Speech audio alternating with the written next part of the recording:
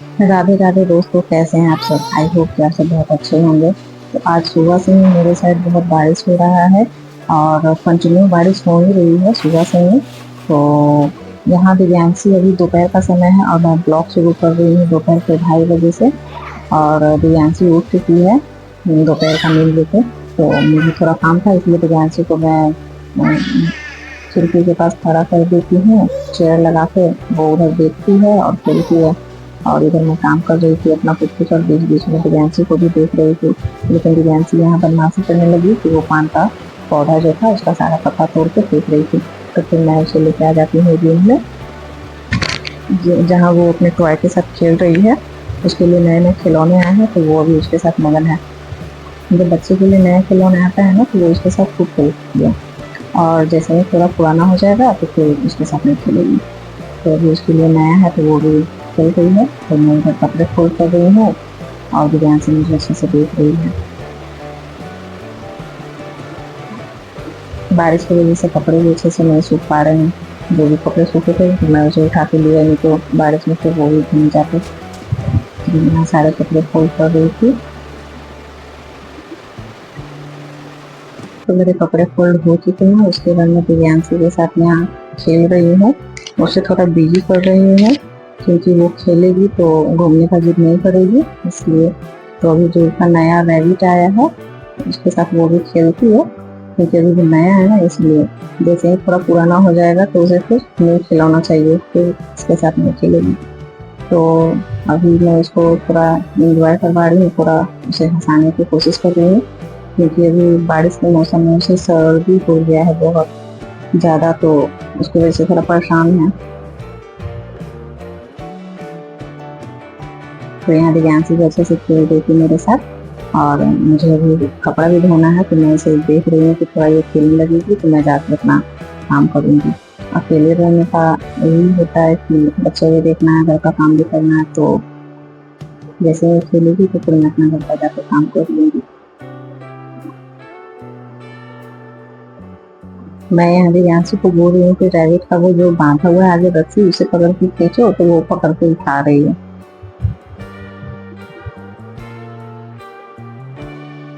बच्चे के साथ खेलने में तो अच्छा लगता है, जब बच्चा खुद खेलना चाहे। तो अगर बच्चा रोते रहता है तो बहुत ही दुख होता है, लगता है क्या करूँ कि किसी शांत हो जाए, थोड़ा खेलने लगे। खासकर बच्चा जब चिड़चिड़ा हो जाता है, जब उसका तबीयत खराब होता है, ऐसे मौसम में तो बच्चों को सर्दी होना आम बात है। तो ये दिव्यांशी को तो सर्दी हो गया है, तो मैं घर की तरफ परहेज भी कर रही हूँ इसके लिए।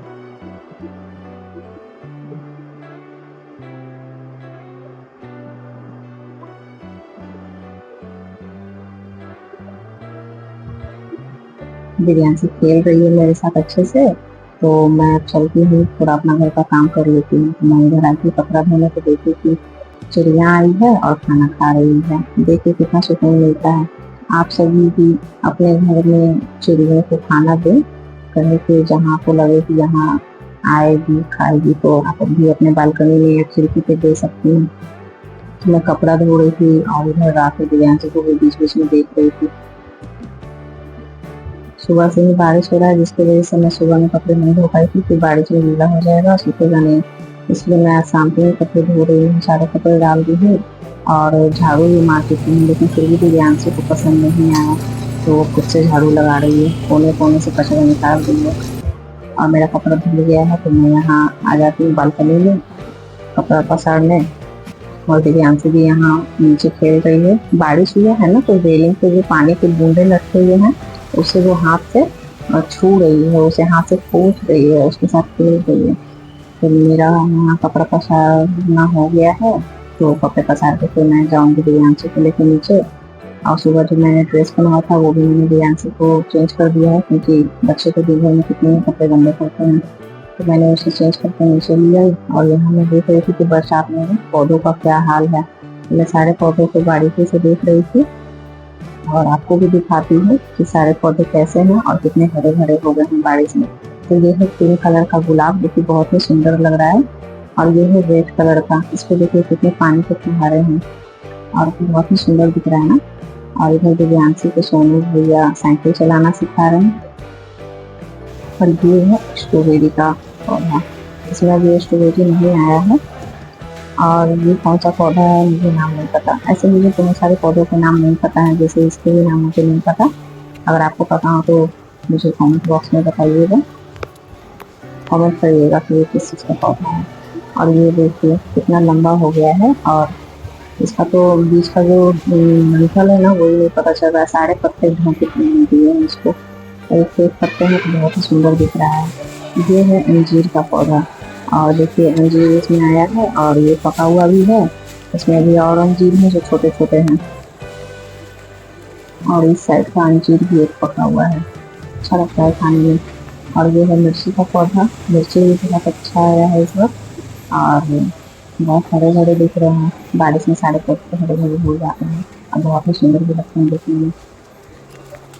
खूब सारी मिर्ची लगी है, और ये मिर्ची ना बहुत छोटे छोटे साइज की होती है और बहुत ज़्यादा तीखी भी होती है। ये है क्रिसमस ट्री, देखिए कितना लंबा हो गया है, बहुत ही छोटा लगाया गया था और एक साल के अंदर भी काफ़ी ज़्यादा ग्रोथ हो गया इसमें। ये किस चीज़ का पौधा है मुझे नहीं पता, अगर आपको पता हो तो कमेंट करिएगा मुझे। और इस तरह का फूल है इसमें। तो फिर मैं आ जाती हूँ दिव्यांशु को थोड़ा घुमाने के लिए बाहर इस साइड, क्योंकि वो घूमने के लिए जिद कर रही थी। अभी भी बारिश हो रहा है थोड़ा थोड़ा, लेकिन फिर भी मैं लेके आई हूँ दिव्यांशु को। और धीरे धीरे बारिश तेज हो रहा था तो मैं सोची मैं दिव्यांशु को लेकर वापस चलती हूँ, ऐसे जैसे सर्दी है कहीं और ज़्यादा नहीं हो जाए, तो मैं उसे वापस लेके आ जाती हूँ। और अभी शाम के बज रहे हैं 6 और पति देव लाए थे भुट्टा, तो मैं यहाँ भुट्टे को अच्छे से छील रही हूँ, और इसे अच्छे से छील लूँगी और धो के इसे 3 टुकड़ों में करके इसे उबालूंगी। उबालने के बाद खाने में ना बहुत ही मज़ा आता है। ऐसे पका के तो सभी लोग खाते हैं, लेकिन इस तरीके से खाने में भी बहुत ही अच्छा टेस्ट आता है। आप एक बार ज़रूर ट्राई करिएगा। मैंने इसका शॉर्ट वीडियो डाला था, आज लॉन्ग डाल रही हूँ। तो मैंने यहाँ भुट्टे को अच्छे से छील लिया है, और इसके जो भी रेशे हैं मैंने उसे भी अच्छे से निकाल लिए हैं। तो मैंने यहाँ कुकर में 2 गिलास पानी लिया और सारे भुट्टे को छोटे टुकड़ों में 3 टुकड़ों में करके मैं यहाँ डाल रही हूँ, और इसे 2-3 सीटी आने तक पका लूँगी। इसके साथ मैं एक चटनी बनाती हूँ जो मैं आपके साथ शेयर नहीं कर पाती हूँ क्योंकि मैं वीडियो इसका नहीं ले पाई।